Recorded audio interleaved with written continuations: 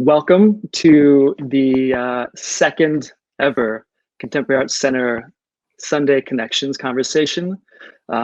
This is our new COVID-19 workaround where we're introducing our fans, our supporters, our friends to the artists, the people, the brilliant minds that we love. And today we are joined by two of my personal favorite people. Theater maker Raquel André, based in Lisbon, Portugal, and her collaborator, a curator, a writer, multi-hyphenate, António Pedro Lopes, who is not in Lisbon right now, based in Lisbon, correct, but is currently stuck in the middle of the Atlantic Ocean. Is that right? Yes, the Azores Islands. Well, Green Island. Well, we'll get into where you are in just a little bit, but I'll give people a little bit of background on our relationship over the last few years now with Raquel and Antonio.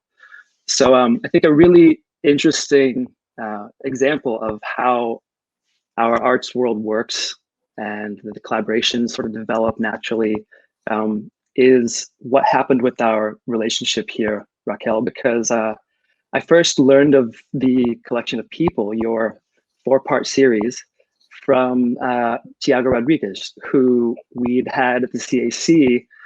Some of you might remember in September 2017 with a beautiful project called By Heart, where audience members are invited on stage to recite this Shakespeare sonnet led by Tiago. So Tiago and I were having a conversation, and he said, out of nowhere almost, it wasn't prompted. He's like, you should really be aware of this maker named Raquel André. She's doing something really exciting. And from there, I think I reached out to you, Raquel, about the project. And Collection of People is a 4-part series, broken up into Collection of Lovers, Collectors, Artists, and coming up, Spectators. Yes. And Collection of Lovers is this beautiful, I think it's a socio-anthropological study almost on intimacy, passion, human connection. And I remember when I saw it for the first time, it felt almost like a presentation of your obsession, of what was driving you naturally, like something like you had to do. And I was responding immediately to this idea that you needed to make this work. It wasn't something that you felt you needed to do to contribute to your, to your career, but something you needed to get off of you. And so with that, we brought through Collection of Lovers in September 2018, and connected with that, we also had a beautiful exhibition of the Collection of Lovers in the CAC as part of Photo Focus Biennial. We had a lot. Amazing. We had a lot already, right? Yeah. We had a big story already, yes. Yeah, and we also had you in residency. But I guess I could go a little bit into the projects and show some images, but I want to maybe start off with you talking about the Collection of People, where that came from, how you sort of kicked that off, and really also how, Antonio, how you and Raquel met, and because I know you've been involved with the project since the beginning, I believe. Is that right? Yes, since the beginning. So I'll go ahead and show some images while you're talking about what's happening. Yes, for me, it's very special to talk about Collection of People right now that we are living in a pandemic situation, because Collection of People is to meet people inside their houses. And the Collection of Lovers is the first collection of people, and the Collection of Lovers is about intimacy. So I meet with strangers in strangers' apartments, and we have to take at least one picture that proves an intimacy. And right now I don't know how or when I will collect people again, when I will collect lovers. Yes. So it's very special and for me to think about that. How I will collect people during this year, 2 years, I don't know. How many have you collected so far? 260 Wow. lovers, yes. And then 36 collectors, 18 artists, and I don't know the right number of spectators, but maybe 100, 1,000, I don't know, a lot. Because the collection of spectators, we will just premiere next year.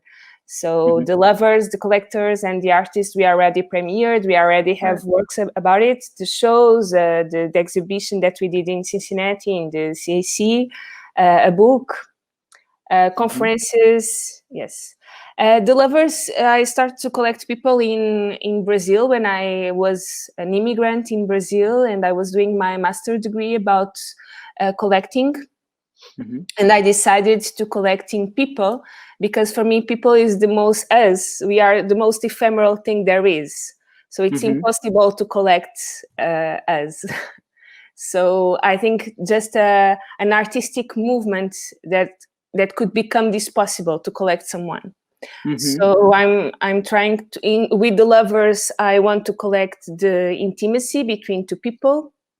And I do that through pictures.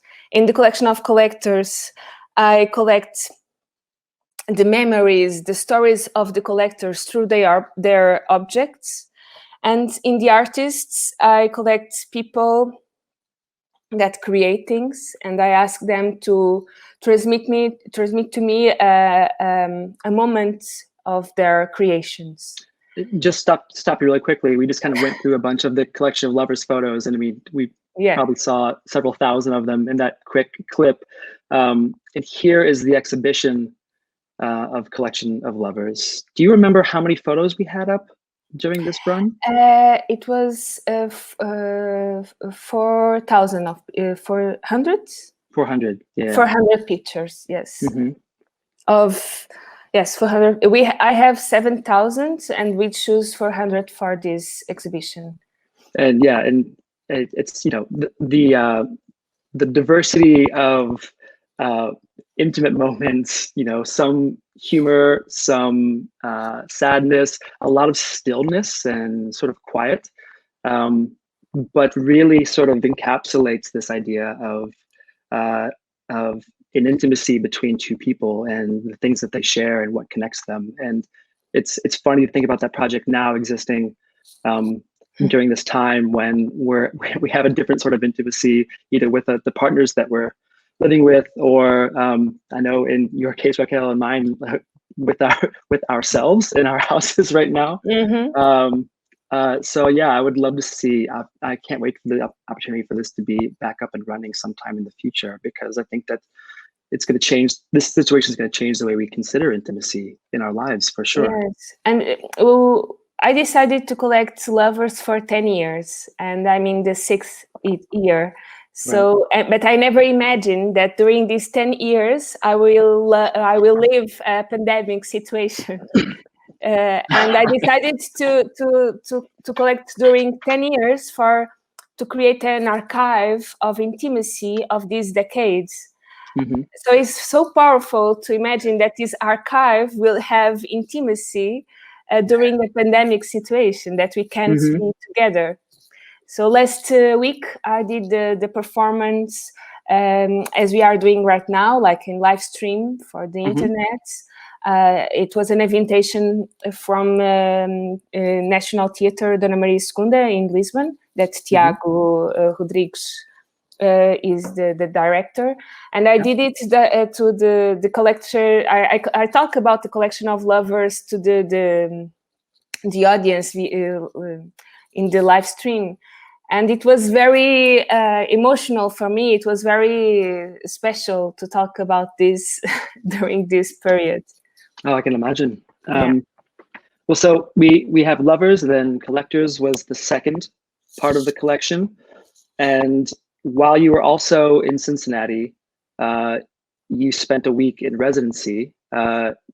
both you and Antonio, and then also Bernardo, who I hope is watching this right now, on the third project, which we came on to co-commission with the National Theatre, Theater Garage in Bergen, and a number of other organizations. And we're looking at some photos of this right now.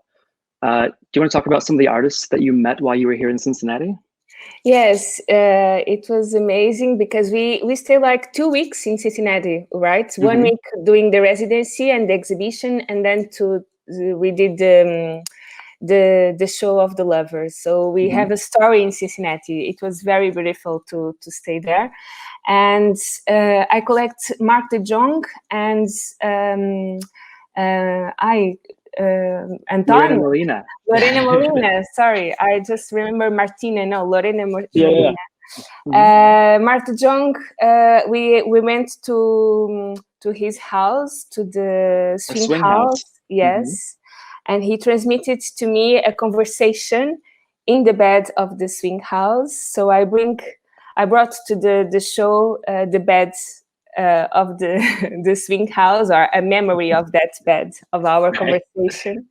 And he transmitted to me that his work, it's not just the house that he builds, but the way that we inhabit a house, what we share inside, and what we share and how we share it inside a house.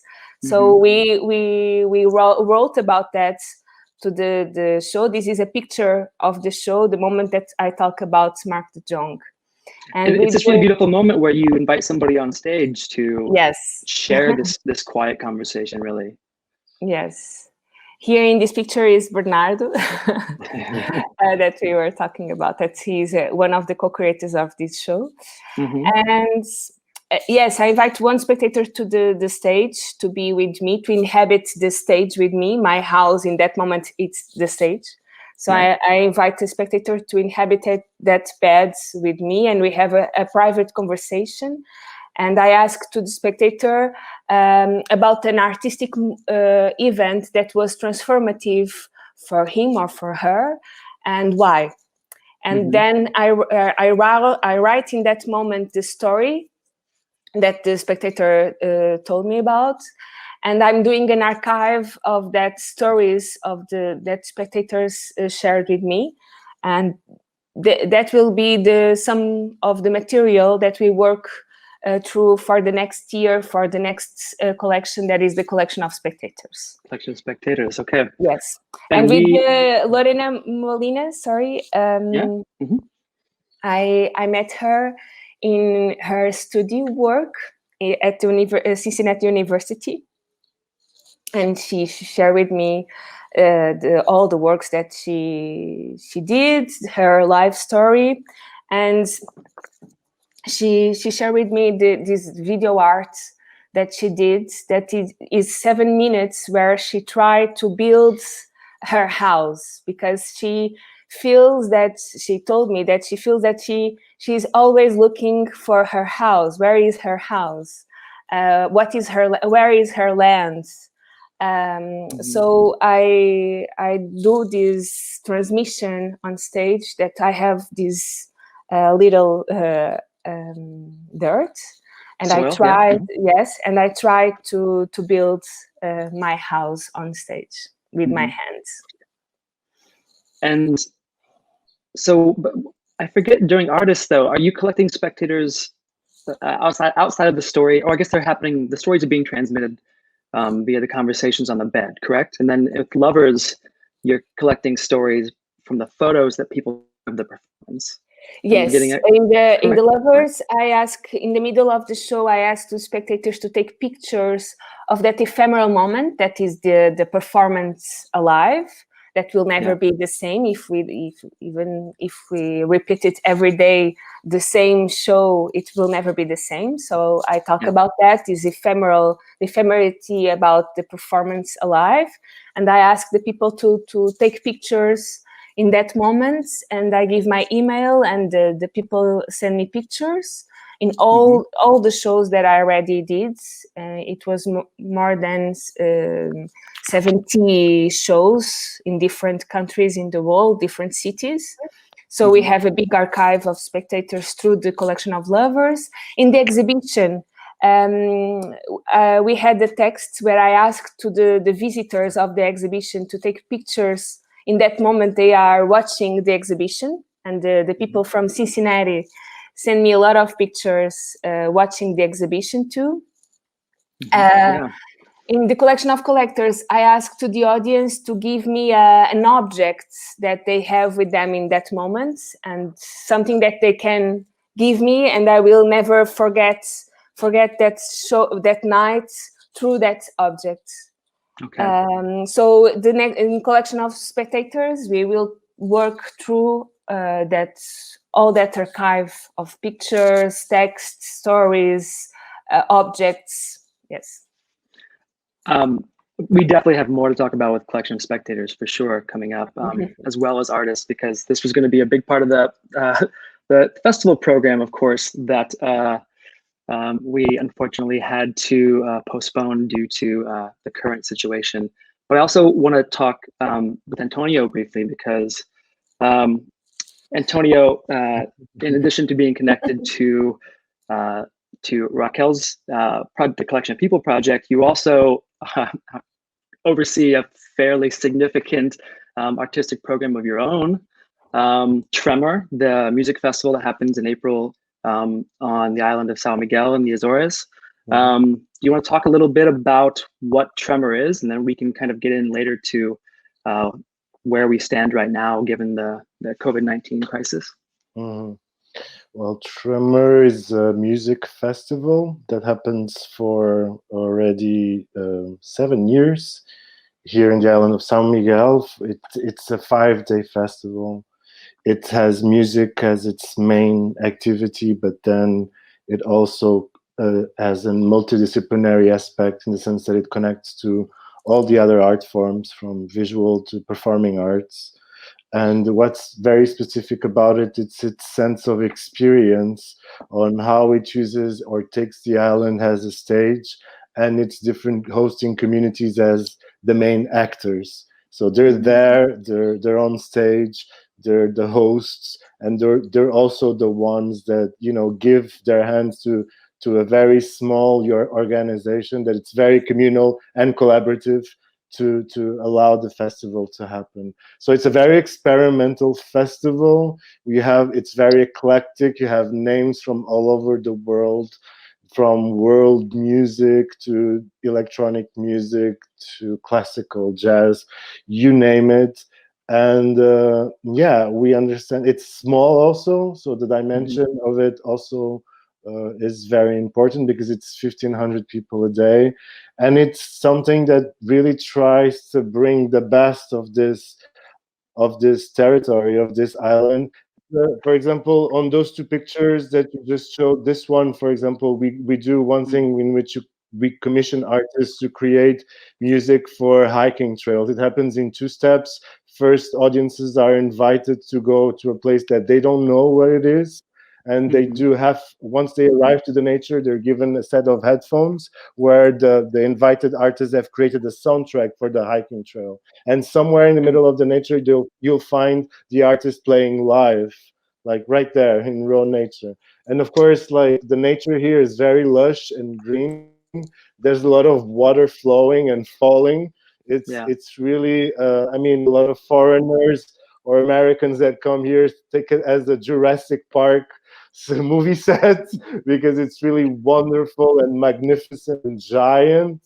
And so there's a lot of play in how nature gets integrated, and there's a lot of adventure and a lot of asking people to, in a way, practice a sense of curiosity, you know, of going for something that they don't know so well, that they will be taken by surprise, that they will go on a trip. We play a lot with that idea. I mean, it's funny, because I remember when I first started hearing about Tremor, well, obviously through you all, but also through different friends who would go. There was this constant conversation of discovery how it felt like you didn't know what to expect one day to the next, and everything felt sort of like a fly by the seat of your pants experience where you didn't know what your day was going to look like until you were kind of in the middle of something. And it's hard to control that. It's hard to make that happen in some kind of organized way. So I've always, for the last few years, I've wanted to go, but the problem is has been that our festival is run almost the exact same time, right? So we might need to reconsider our dates at some point so we can fully align and I can be a part of Tremor in the future. But definitely surprise and a sense of adventure, a sense of not knowing where to go is part of the game and of the challenge. And that's also something really, what's really nice about it is that people get together with that. It's a game, you know, it unites them, it makes them talk, it makes them exchange.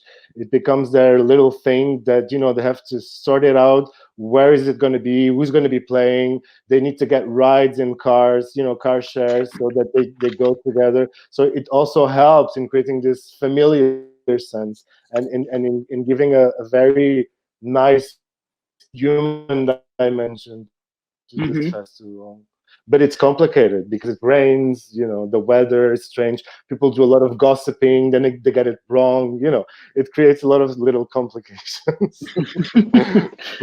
Well, so let's kind of, you know, we've already been talking for 20 minutes. I knew we're never gonna be able to stick within a 45-minute window, but so I want to kind of talk with you now about what's happening with you right now, because, you know, I think in maybe February, we started to worry about what the situation was going to look like for our festival. And we said, oh, we'll take it week by week, you know, then it became day by day. And then there was just, I think maybe when South by Southwest canceled, we started to realize like, this is going to overtake everything. And it, you know, obviously resulted in the closing of the CAC for a period of time. The festival program was entirely pushed back. I think, you know, I'm really admiring now a lot of festivals who are trying to do virtual models. Fusebox Festival, Gateshead International in England, it was just doing one this past weekend. But we just, I think, felt like we needed to reconsider everything right away and try to shore things up. For us as an arts center, you know, it required a lot of changes. For you all, what happened? Like, what was the sort of repercussions of everything in terms of your work, your schedules, etc.? We stopped in 11 March. We were about to perform in Porto, in north of Portugal, and in north of Portugal, it was the beginning of the pandemic situation in Portugal.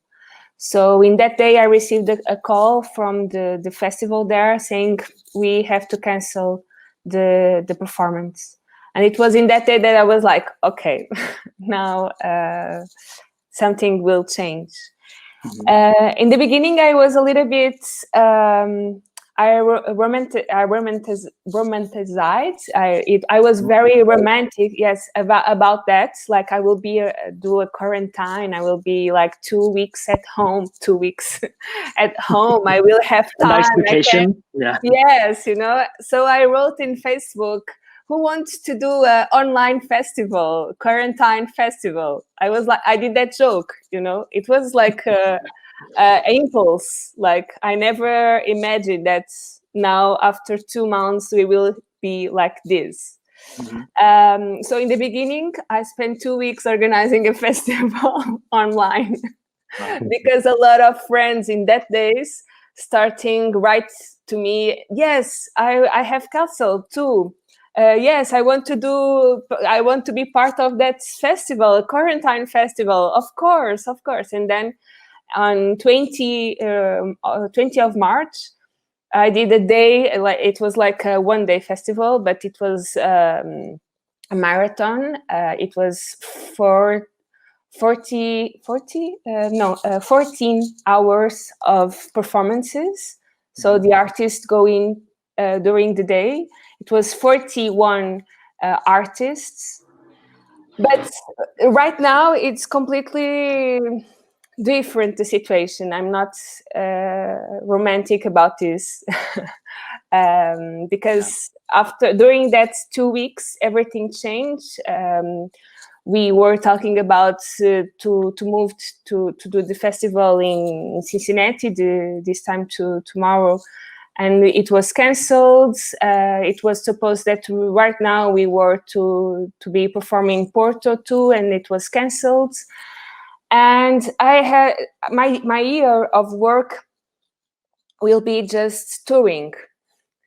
So touring to another countries and other cities in Portugal, and everything right now it was cancelled. So it was not just these 2 months, is 1 year of cancelled work.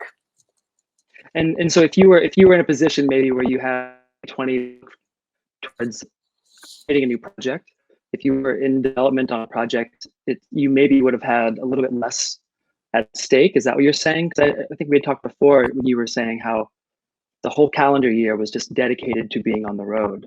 And now that isn't possible, it just means all the work that you have stopped completely. Yes, everything stopped. I didn't hear so well, but I think I understood. Yes, right now we are just me, Antonio and Bernardo and Misanga. We are just trying to see what we can do. We are doing some applications for other projects, some of them online projects, to adapt our work. At the same time, we already had some ideas to work online, so it was just to match with this moment that will be more power to work on that right now. And I just felt that in the last month I was just doing applications to have funds to solve our financial problem, because if we don't travel, if we don't tour, if we don't sell the shows, we don't have work, so we don't have money. So the last month it was just to trying to solve this financial situation for our lives. And I think that segues nicely into what we wanted to talk about too, because I know, Antonio, for you, the festival had to be canceled. Yeah. But you've been very considerate and concerned about doing it ethically and compensating the people who had relied on the festival as a source of income. So it's a difficult position for the world right now for the cultural sector. But in Portugal, it seems like you all are making a really concerted effort to reach out to the government and bring certain things to light. Do you want to talk a little bit about what's been going on the last few days or weeks, or how long has this been happening? Yeah, months already. It's over 50 days now. We canceled the festival. We canceled on the March 12th, so it was the day after the Portuguese government had announced that we were going to enter a state of emergency. So with that, we did exactly what you said. We wanted to guarantee that our audiences had the possibility to be refunded the tickets that they bought, or pass the tickets for 2021, which is what's really nice, is that 50% of our audience has kept their tickets for next year. And by the way, someone has commented there on the side, this festival is in the Azores, which is halfway between New York and Lisbon. So it's right in the middle of the Atlantic Ocean. I mean, and from that on, I mean, I've been, besides working with Raquel and this festival and all the projects that I do in my life, have also been cancelled or postponed. So in the case of Tremor, I've been very busy with my collaborators to guarantee exactly that, the present, that people that already have committed and have worked to make that festival happen, that guarantee that they're paid for their work. So we're in a lot of conversations with city governments, the general government, like private supporters, to try and see if they keep their supports, even if the festival got cancelled. It's not given yet. It's an ongoing conversation. There's a lot of cities in this country that are dropping out of supporting cultural projects to be heroes towards the sanity crisis, which is a total crime and a shame. So we're dealing with that. Then, I mean, of course, because of all the mess that all of a sudden got together, I was personally very much caught like on the tempest. No, and we were about two weeks to happen, so it was really traumatizing, horrifying, and there was a big void all of a sudden because we have worked 1 year to happen. So ever since, I've started with Raquel and with other people, both locally or in the regional scale, only here in the islands of the Azores, or more connected to Lisbon in mainland Portugal, to be an activist for culture. Because of course, with all these this situation, the government has been taking a lot of measures, emergency measures, to face the pandemic crisis, and the measures taken for culture are not sufficient, and actually they're not okay, in the sense that they're not inclusive, and they don't include most of the people working professionally in this sector, because they're precarious, because the social system has never really worked or included them or given them rights. Yeah. So I give you two examples of what we've been doing. Like, so we've been involved in the national petition when the Ministry of Culture has organized an event called TV Fest. It was considered a political measure of the Portuguese government to try and get money to musicians. So basically, they've created a TV channel where musicians would play, and the selections of the musicians would work in a chain, like in a cadaveric ski, So like, the four first artists are chosen by a very famous TV presenters, and the last artist gets to choose the next four, and so Okay. on. And so basically, you get an announcement with four very famous artists, and you get to see like a national measure excluding actually like most of the music sector, and excluding not only artists but technicians, mediators, curators, all the machine that works behind the music industry in this country. So we did this petition that in 24 hours got 20,000 signatures to cancel that event, and we managed it. It was canceled. We have Theo commenting, saluting the efforts that you're doing right now too, and Yeah, well, Theo was involved in the Lovers Project too. one other very important action was the act of creating this cooperative, which is a group of informal and independent workers and artists, that Raquel was very much involved in this movement. And I tell them, I can help you, a bit like a poetic terrorist. I can help you. I can use my tools to help you and expand that mission. And they did an amazing job of gathering the sector. It started with 60 people. Now it's over 1,000 people. It's a whole community of people that are musicians, writers, performing artists, etc., etc. And they've engaged in trying to connect around, I think, 14, 15 different institutions, both formal and informal, to gather around an idea of a manifesto to direct to the President of Portugal, to the Prime Minister, and to the Ministry of Culture. And so this manifesto was sent this week to the Portuguese government.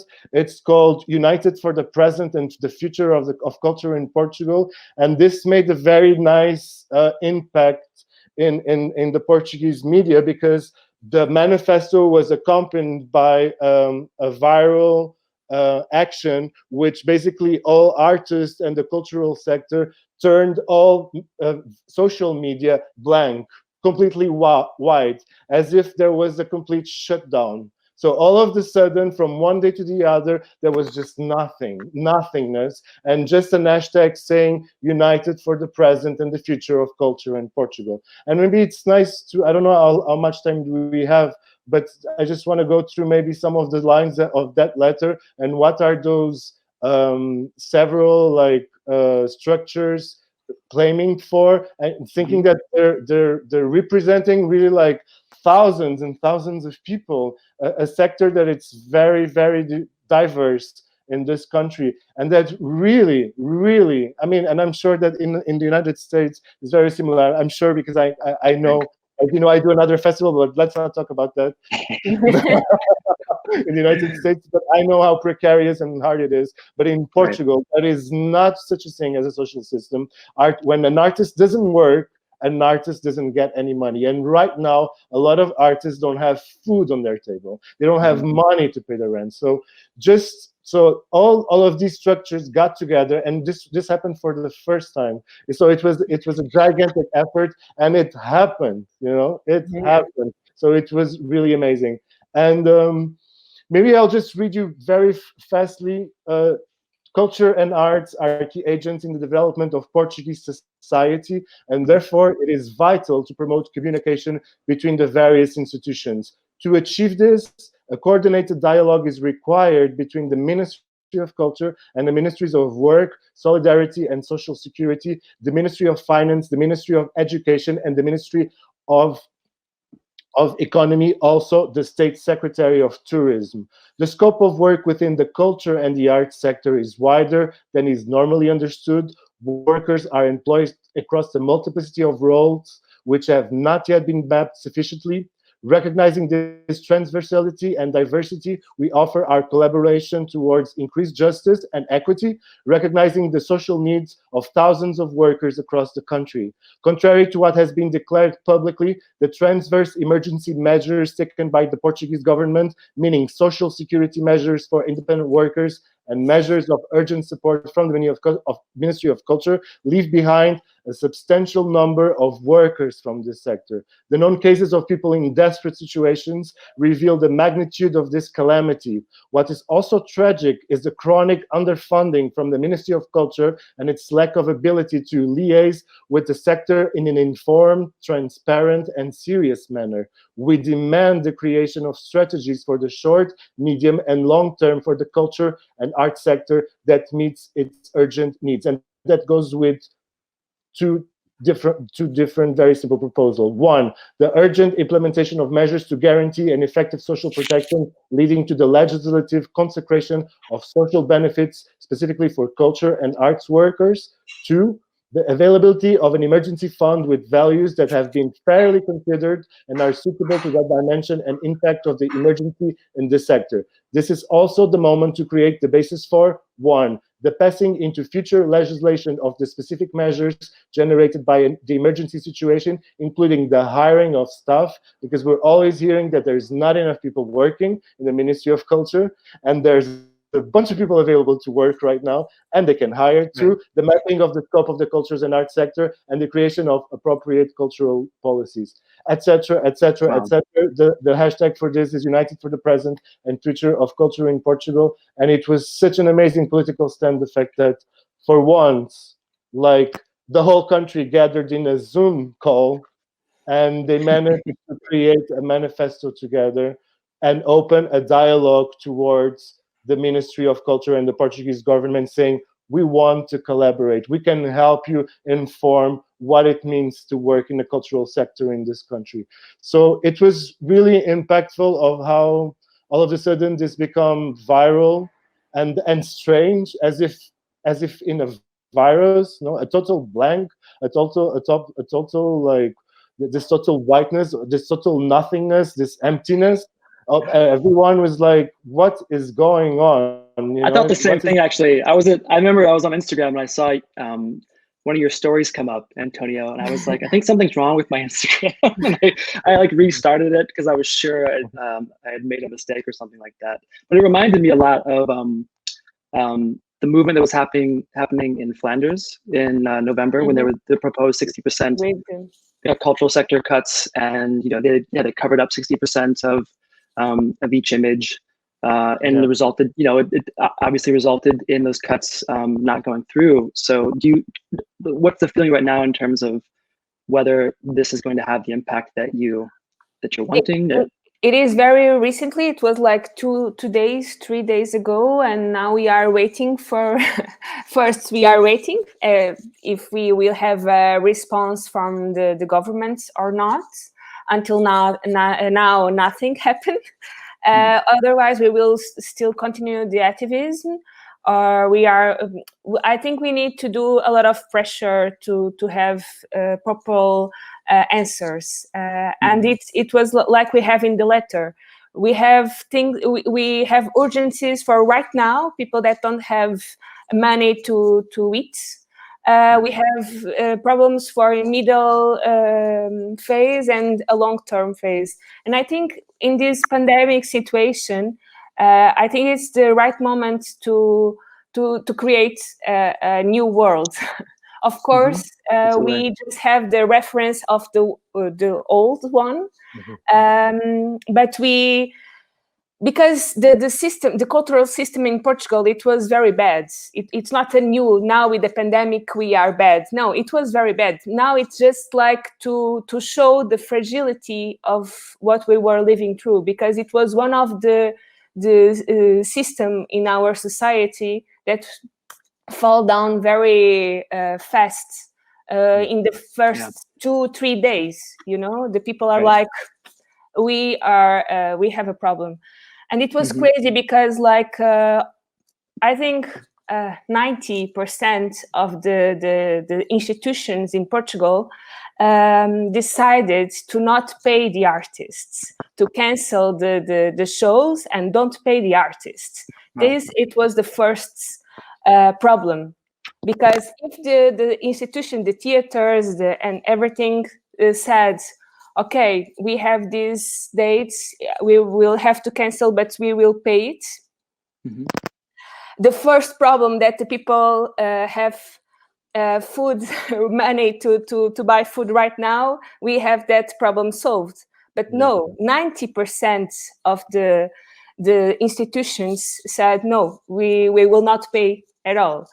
So we crossed like 1 month to do pressure to the government to have a new law to say you have to pay to the artists. It's crazy how the first movement here and public theaters, okay, not just private theaters, public.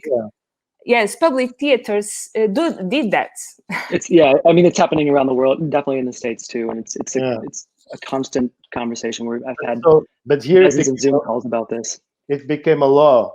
No, so now it's a law. So actually now they actually have to pay. But some of them are not paying yet. Some of them are not continuing the conversation. Some of them have dropped out and have remained in silence, you know? So part of this challenge, as she was saying, is really dealing with the immediate consequences of this crisis, which have hit us in a very tragic and violent way. But at the same time, because we're unstoppable and because we were always used to work to eat, because we were never covered by any system, we're all already looking at the future, you know. So it's really in the mixed movement between trying to see if you can manage this now and guarantee that everything is paid and that there's fairness and justice coming from the city, coming from theaters, public theaters, private sponsors, but also from the state, but also to try and keep it together and happy and joyful and hopeful. We're trying to create horizons for the near future. And I think that's also a very important dimension of the very now, which is the idea of let's continue building. And we know that the world is not going to be the same as before, but that's not going to stop us or depress us or be like, oh, we cannot do because, you know, conditions aren't there anymore. No, we find a solution. I think we've tried to also to try to keep it positive.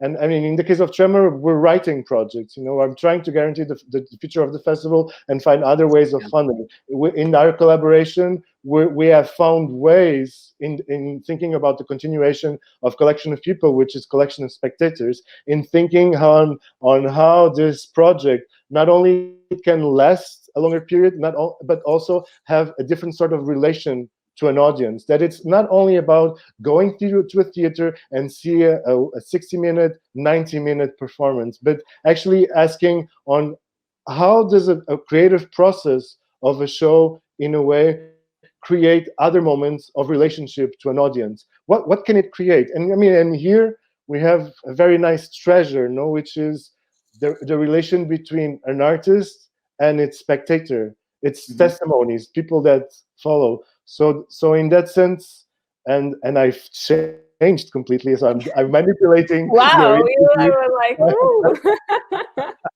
Wow. But wait, so has the plan for spectators though changed as a result of this circumstance? Yeah, for sure. I mean, for sure. A bit Well, before, I thought that there was an online. Maybe we should yeah, tell no, the audience is listening a little bit what we're yeah. expecting, so they know what Collection of the we're talking spectators about. is going to collection of spectators is going to be the fourth part, the fourth cycle of collection of people. This four series cycle project that includes lovers, collectors, artists for the people that just arrived, and before anything else, it was supposed to be another theater performance. So, but then because we've analyzed this relation and question ourselves, so how are we going to collect spectators now? So to do spectators, we have designed a program that's actually an invitation for people to come to a theater and do like the spectatorship workshop, or do an exhibition of all the documents, all the photos, or the objects that we've collected all over the years, but also an opportunity to create thought and exchange on the questions that are raised by this, by organizing some conferences and having the opportunity, which is very important, to organize this gigantic archive that we've collected throughout the years that we have never really time, except to because we were always very product oriented. We needed to do a show that gets a premiere and that then travels. So what was funny with that situation was that, okay, so we have a 2021 premiere in Lisbon at the National Theatre of the Performance, and now in the end of 2021 we're doing this whole program. It's a theater. It's called Centro Cultural da Mala Posta. I'm right, Raquel? Yes. And that's where we're going to do. It was the theater where I began doing theater. So for me, it's very special to finish this collection. Yes, to starting where it was the first place where I become a spectator too, a theater spectator, or music shows too. But it's like a special theater for me. It's in the Lisbon suburbs. And so it's special for me to coming back there to finish this collection and starting work, the collection of spectators right there. Like, yes, but António can... But to explain you, with this situation, we invented a third phase. Actually, something that we needed already, which was, first of all, we all got unemployed, right? And bankrupt. We lost everything in our lives. We have no access to any social security support or to any state central support. So we need to continue working. So here we are.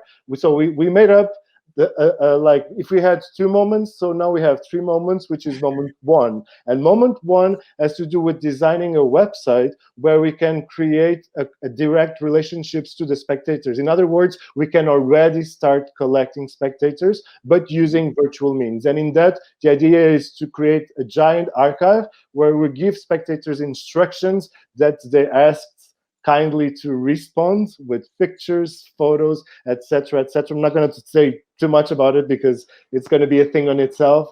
And on it, we're also planning to do the festival of the spectators, and that's in an online situation. And that all is going to depart from the idea of how a relationship to art and culture has created transformation in your life.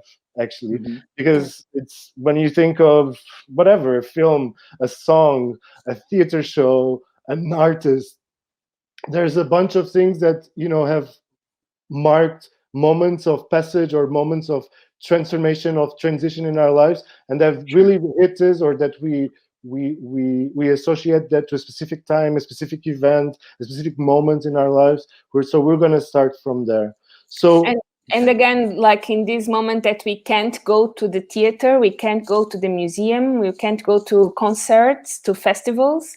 I think it's very special to have a memory, that sensation like theater shows that we experiment with our body alive, and now what right now that we can't go there, what we remember through that. So for me, it's very nice to invite the spectators to activate something through that memory, because right now we have just these screens to see theater, to see music, to see movies, films. So I think it's like a complement of these memories of that we have as a spectators. It's funny. I was watching this documentary about Bruce Springsteen.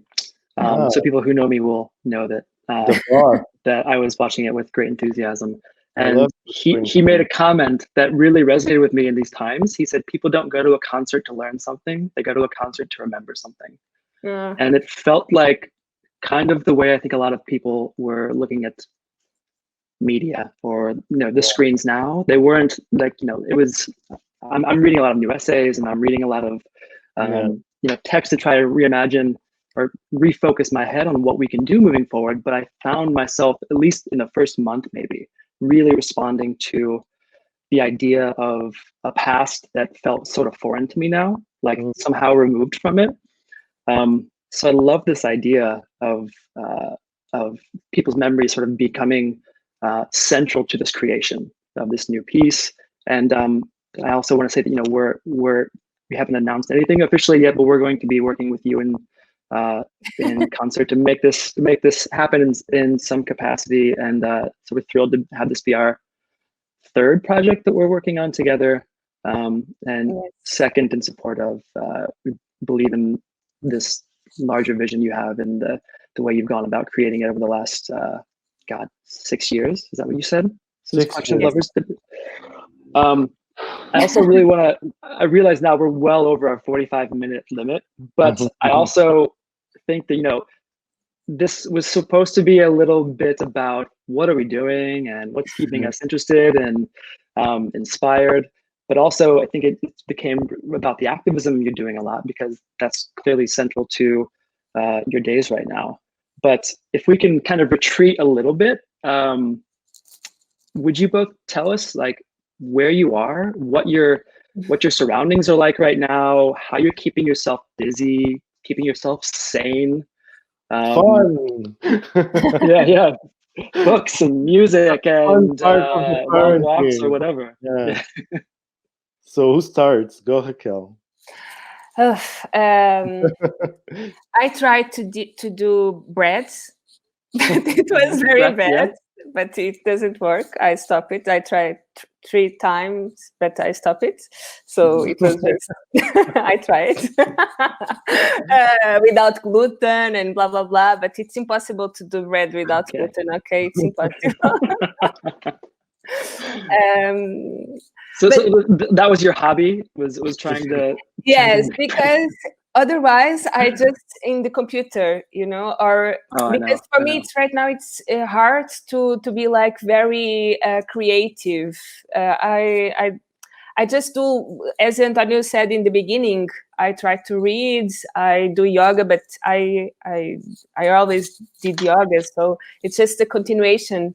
But I doing bread, it's a way that I can't see the news, because I can't use the phone, I can't go to the computer. So I cook a lot too. I'm eating very well. And I did the bread and something. Sometimes I do like a cake or something, because it's not just, of course, I like to eat, but it's a way to use my hands in another things. I can't see the news, because I just saw that I become like the numbers of people effect, or the people that are dying. It's become like I want to see more how many numbers in Italy, how many numbers in the United States, and I was like, no, stop. I don't want to see any news. Like I'm watching a film and I'm on the phone watching the news, and it starts being a little bit hard to me. So maybe I start doing the bread because of that. but it was very bad. Okay, I will not share with you my breads. But you're in Lisbon, and like, so are you able to leave your apartment very often, or ever, or? Sorry. You're in Lisbon, so it's a. Yes, I'm in Lisbon. In the So beginning, is it hard to leave your apartment or to be in yes. public? In the beginning, I was very afraid, so I almost didn't leave. I was just go to the supermarket that it's in front of the apartment, in front of our house. But in the last week, I start walking a little bit more, like around the neighborhood a little bit. But I'm a little bit afraid. I don't know because. Yeah. I see a lot of people that don't have a mask or are very like, this is normal. I don't know. And in the beginning, it was very sad to go to the streets. I was like, I want to go out. I want to go out. And I went to the street, like to go to the supermarket, and everything was closed. And the people have like afraid in their eyes. And I was like, maybe in my apartment, I don't see these kind of things, this kind of feeling. No, I can totally relate. I think I felt the same way for the first few weeks here, and I've only recently begun to venture out of the house more. But Antonio, you have a completely different situation. Yeah, mine is different. Well, first I'm at my mother's house. This is a painting from my uncle. All right. I'm a little surprised. This is me in my first communion. Wow. And these are my black shoes. My email is zapatos pretos, and it's because of this picture. Because my brother has exactly the same, you know. But white. Oh, that's amazing. That's why. So at my mother's house, I'm in a very rural area, so I get to go into the green fields where the cows are and listen to music. I get to walk a lot, so there's space. There was a moment where we were not allowed to go out and walk. So there was some days that I was just inside the house because all cities and areas were closed. So you couldn't go from one to the other, and you couldn't walk except if you would go only to the supermarket or to the pharmacy. But I mean, those days, I mean, I've been doing meditation. I've been doing this course online, yoga with Adrian, 30 days. Oh yoga. yeah, Everyone in can do Austin, it. right? Go to YouTube. She's amazing. Yeah. And also, it's been like a very nice moment to listen to music, to read, to watch film, like I don't know, like for example, I'm reading this book that I never had time because second sex. Nice Yeah. one. Mm-hmm. I mean, yeah. I mean, it's been like, for example, in literature, I've been reading two books which are Azorian, so very local. One is called The Unknown Islands, and it's a book written in 1924 by a Portuguese writer named Raul Brandão, and it's a travel book actually. He has traveled the Portuguese islands of the Azores and Madeira, and he describes them in very lush and amazing ways 80 years ago, no more. Almost a century ago. And then I'm also reading a collection of short stories written by local authors. But music, I mean, music is my I don't know, my biggest partner right now. No, yeah, the same for me. There've been a lot of good releases I feel coming out in the last few years. I mean, for sure. Like Fiona Apple has an amazing record out. I do the breads with Fiona Apples. Yeah. Oh, really? Yeah, hers came out a week ago. The Eve Toomer record that came out in early April. Also, it did Heaven for Tortured Minds. Then there's this woman she's American actually, but based in Berlin, and her name is Lyra Pramuk. Lyra with Lyra Pramuk, Pramuk, and she did an amazing album called Fountain. Pramuk, her last name means fountain, and it's electronic experimental music, but only done with her voice, and it's really beautiful. The sort of textures. She's also a trance artist, So it's really amazing what she's exploring. And I got to her through two artists, which I think have been like the main soundtrack of this moment. One has been Caterina Barbieri, which I'm completely obsessed with. She's an Italian artist based in Milan, Caterina Barbieri, and she's making wow minimal music, and through her she had taken me a lot to the Cocktail Twins, which I've been obsessed with for all the walks, for all the before going to bed moments, for the sadness and the good moments. There's I think when I think of these last 50 days, there's been a lot of laughter, a lot of conversations, but there's definitely been a lot of crying, We've been crying a lot. Everyone is really sad and affected. And it's true that if it wasn't for art, be it in a book, film, album form, we would be, I don't know, I don't know how we could like cope. And in that sense, even if it's if I have mixed feelings about it, with all the explosion of the online of artists doing live performances, be it musical, performative, whatever. It's also been a moment where I mean, I can remember there was one specific moment. It's an artist named Beverly Glenn Copeland. Maybe you know. Yeah. And she did this live on Instagram where I just cried. I just cried. She was discovering Instagram. It's this trans man in his 80s. And so joyful, he turned his garage into his concert hall. Perfect music for the time right now, actually. Yeah, and it was just like a Buddhist message of positivity to the world. I just No, I understand. I've been finding like we're talking about Eve Toomer obviously, but some of the quieter music in my catalog too, I'm returning to. So a lot of Brian Eno ambient music, and instrumental piano works or something. Yeah, a friend of mine recently shared a version of David Bowie's Sound and Vision that was just performed on piano that I'd never heard before, and is just stunningly gorgeous. Something that like is sort of pulling things down to their fundamental core parts is really, for me. In the beginning of the quarantine, I was a lot into William Budzinski and The Caretaker, which is all about exactly what you're describing: disintegration, things in a way falling apart. And it's music that creates space, that has a certain sense of crescendo. It has a certain sense of apocalypse, but it also has a very nice sense of comfort, of building up. I don't know, and space for thinking, for meditation.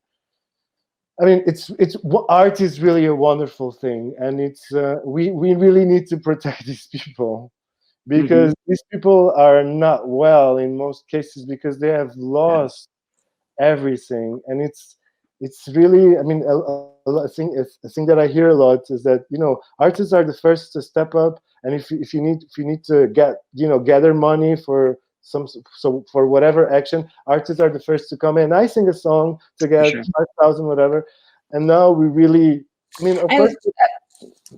Sorry, because I just have the feeling that after this or during this, the artist and the arts, it will be our power to, because this is a big trauma, a collective trauma, of course, because we are all, it's like a world inside a house, inside our houses, and dealing with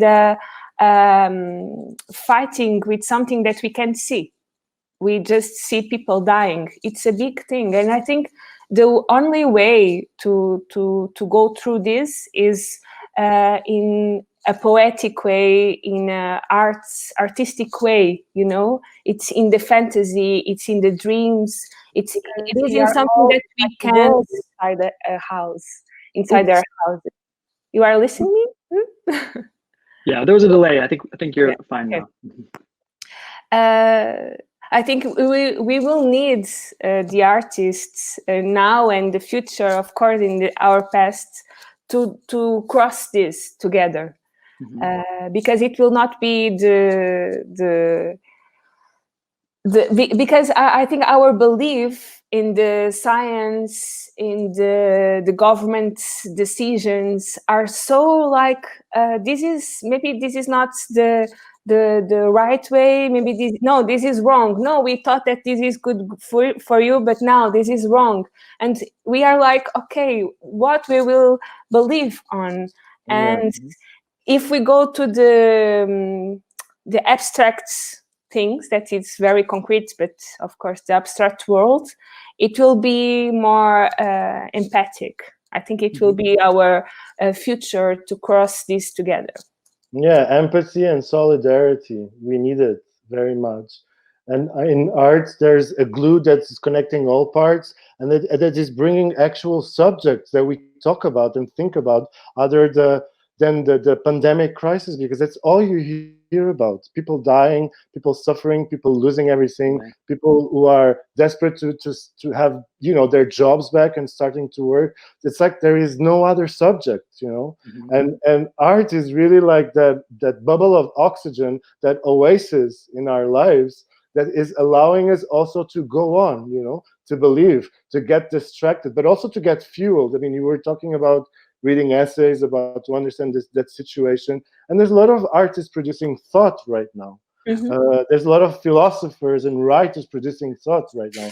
I mean, the idea of they don't know how to govern us, because they don't know how to govern us. They're learning. They've never been through it, and we're watching them doing it, and it's really scary. It's scary. I mean, we're in two very different countries, and in Portugal there has been not so different. I mean, we're in two very different countries, so we have two very different governments. But I think it's a general feeling, the idea of they don't know what they're doing. You know, we don't know what's going on. There is not a right or wrong.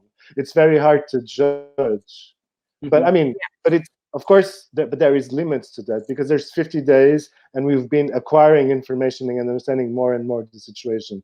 But it's true that we will need in the very near future to meet each other. We will need to reinvent the situations of encounter. And so we will need the Contemporary Art Center. We will need the theater. We will need artists to rethink how we get together on music, theater, and visual arts, that it's beyond, you know, meeting in a screen. And that means, I guess, that we're going to have to be we're going to have to be the ones testing it also. So we're going to have to be the ones going through that horror of security, of vigilance, you know, of sanitizing, like everything, of controlling social distances. It's going to be hard in theaters, in soccer fields, in performance halls, whatever. But we're going to have to test and also go around. I mean, I want to be positive in that sense, that we have the tools to play, because we've been through different crises, we've been through wars, we've been through many different situations, and we have the tools and the imagination, and especially if we share that imagination in a conversation, which is what I'm seeing, that we're having fruits. So we need to share it. We need to talk. We need to look to the side and start new conversations. And if we practice that, we will get there. You know, it's not going to be as if it was 2 months ago, but it's going to be a new possibility.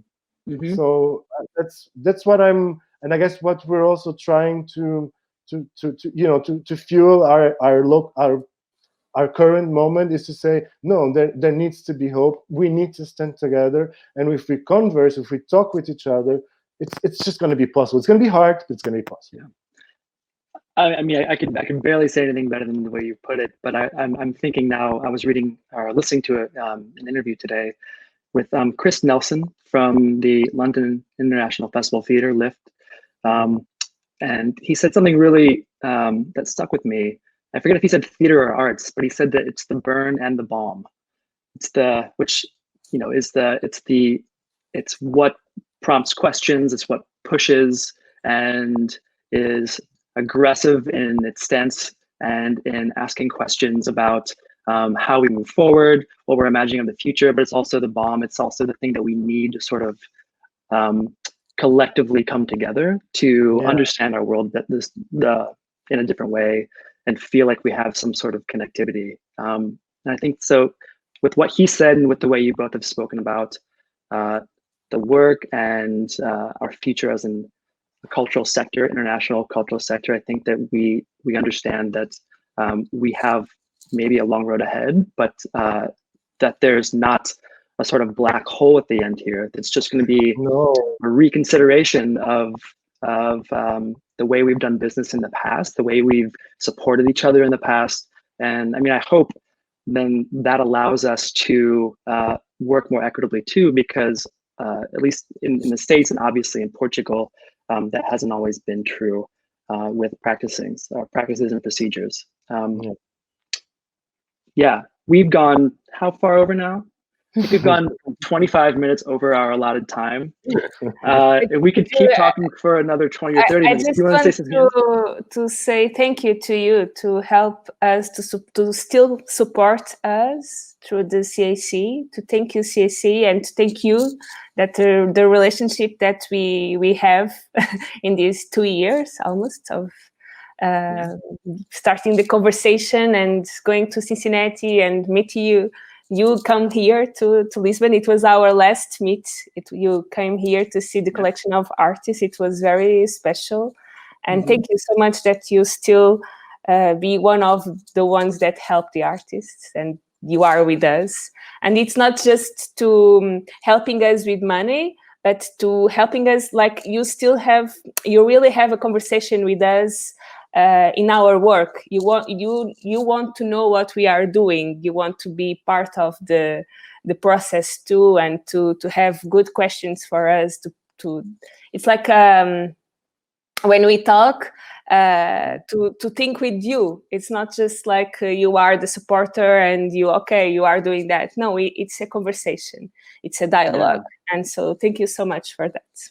Oh, this is a really a joyful relationship for me, and like you're talking about, I think the best projects and partnerships are the ones that feel like a real collaboration, where we're able to work in dialogue with each other, and also after establishing trust in each other and faith in the way that we're operating, it feels like this is just I hope the beginning of a fruitful relationship between us for years to come. I know that our audiences loved Collection of Lovers, and we're excited for Collection of Artists, and we'll have to plan for the future and some new way how we can bring you back. We want to go back to Cincinnati experiences.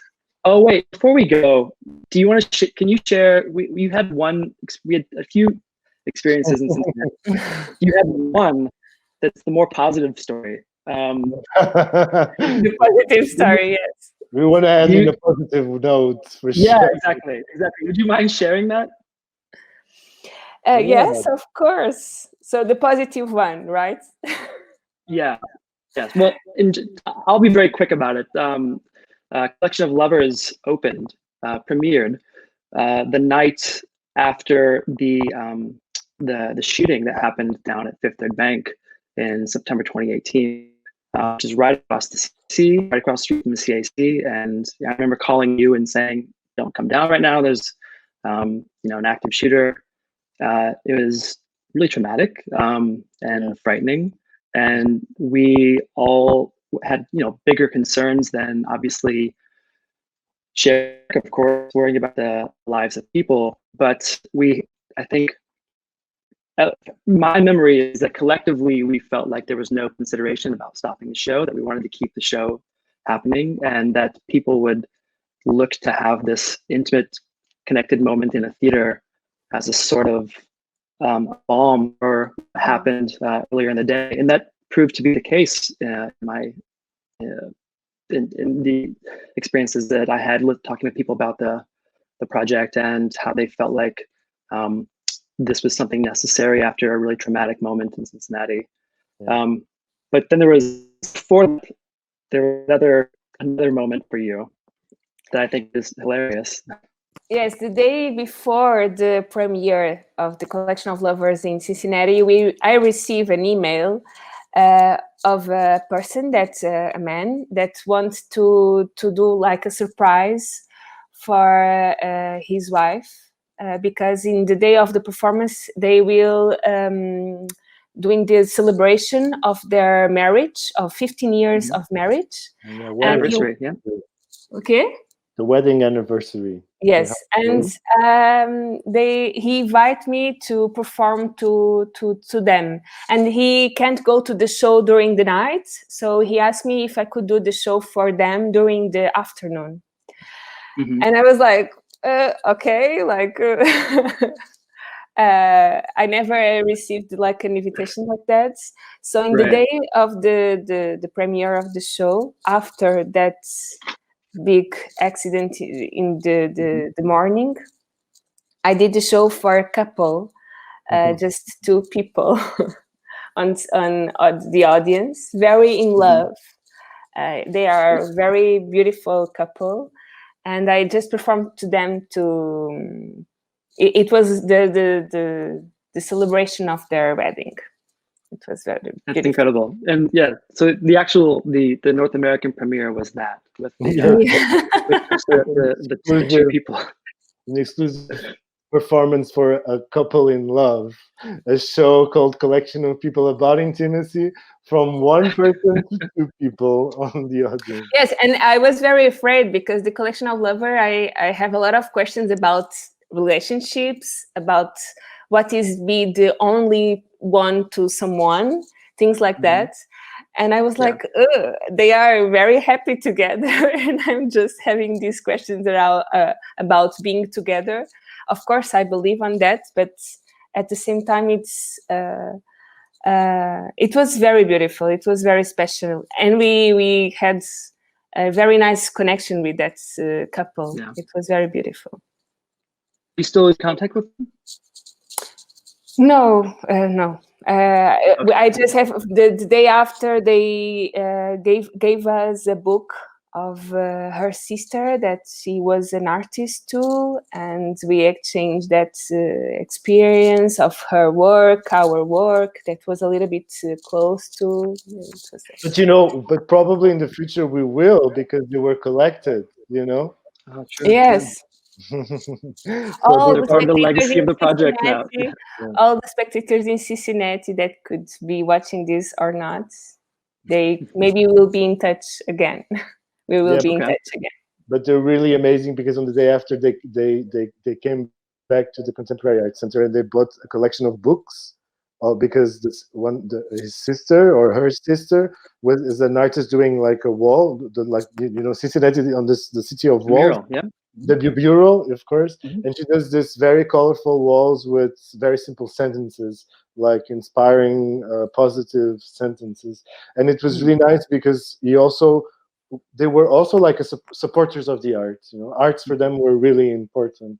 And so by inviting Raquel to do this performance exclusively for them was also a way to support an artist. And that's really something that we don't get too much culturally out here. Not that people don't like to support artists, that's not what I'm saying, but to call an artist and say, hey, please do this exclusively for us, because I want to give this as an anniversary gift to my wife. You don't get that too often. Yes. Well, I've loved that story since it happened. So thanks for sharing that. And that's we can't end on a more positive, beautiful moment. So I'd like to thank you, Raquel and Antonio, for taking the time to talk with us and answer a few questions. Sorry we didn't get to more questions. We just could have gone on for another 3 hours with this conversation. But for everybody who's tuning in, thank you so much for stopping by and participating in Sunday Connections with Raquel André and António Pedro Lopes. I'm Drew Klein, Performing Arts Director at the CAC. Please come back next week, where we'll have our Senior Curator, Amara Antilla, in conversation with Mexico City-based artist Tanya Candiani. And we'll continue to try and find new ways to navigate this situation, have these open and honest dialogues about the future of the art world and the future of the world. And we hope to stay in touch with you and to see you at the CAC very soon. Again, Raquel and Antonio, thank you so much. Thank you. Thank you, Bye, Joe. everyone. Bye-bye. Oh, bye-bye. Bye. Ciao.